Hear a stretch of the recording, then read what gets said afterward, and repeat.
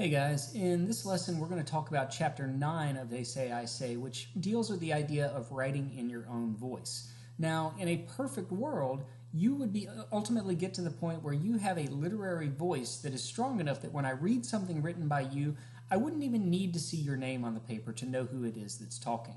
Your voice would come through strongly enough that I could sense your personality. I could sense your tone. I could know that it was you who's doing the writing. Now, I know that you're freshmen, so I don't necessarily expect that level of literary expertise, but there's still no reason you can't try to work your own voice into your paper, and that's what this chapter focuses on.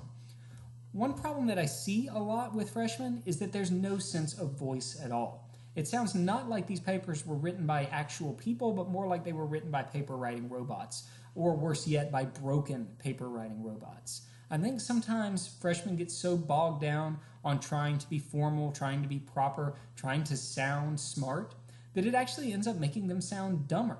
By trying to write overly long and complicated and stuffy sentences, they don't sound like real people.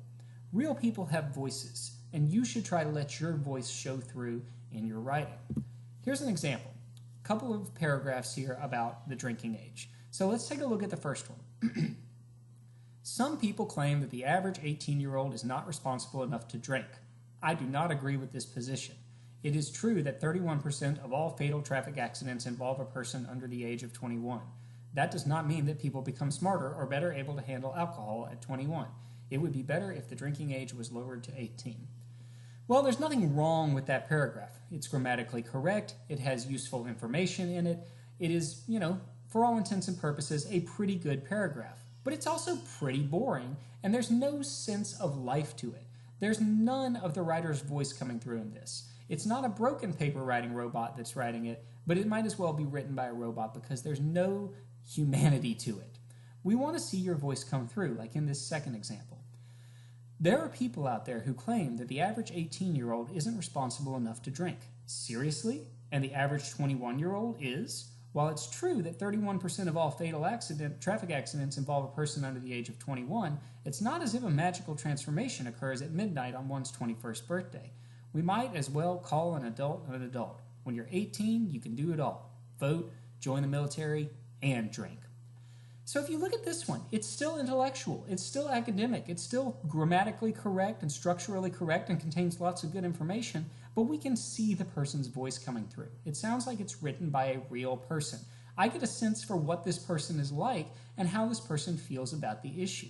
They are bringing their own voice into the conversation, and it really adds a lot to the paragraph. This is what the chapter suggests and what I would suggest too as you're trying to write. So, what I like to think of when I'm doing my writing is something that I call the bar test. Now, I actually took this idea from a creative writing class that I took, but I think it can apply to academic writing too. My professor told me that when you're writing, you should read it out loud and imagine that two people were just sitting at a bar having this conversation. If you can picture the two people sitting at a bar having a drink, their first drink, not 7 drinks in, but having a drink and saying these words, they probably have enough of the own voice that they sound realistic. Could be college professors having this conversation because it still sounds intellectual. But if we look at this first example, if somebody was sitting there and said this out loud, it would sound bizarre. But if somebody said this, it would sound smooth. It would sound real. It would sound like a human being talking. So read your paper out loud and give it the bar test. If it sounds like it's written by a broken paper writing robot, revise it so that it sounds like it's written by a human. The third secret word of the day is moon. Part of what you can do to accomplish this is mixing the academic and the colloquial. So what we mean when we say academic is that it's really formal. The cat is wearing a bow tie, he's formal. Colloquial is a little more relaxed, is the way that we talk in day-to-day speech. Things like slang or idioms and stuff like that. So the polar bear is chill, right? He's relaxing. So he's the colloquial guy. So it's perfectly fine to talk in academic voice and mix in a little bit of colloquialism to liven it up, to give you a sense of voice. They give you some good examples and They Say I Say. I would suggest that you check it out. Now, something to keep in mind as you're deciding how much can I mix academic and colloquial is who your audience is. If you're in court, that's probably a time that you do need to lean toward formality. So when you're speaking to the judge, you might want to only include just the barest amount of colloquialism so that you still sound like a human being and they still have a little bit of emotion for you. But you want to be very formal because it's a very formal setting. If you're talking to a bunch of your college friends the night that you graduate, you can be really, really colloquial, right?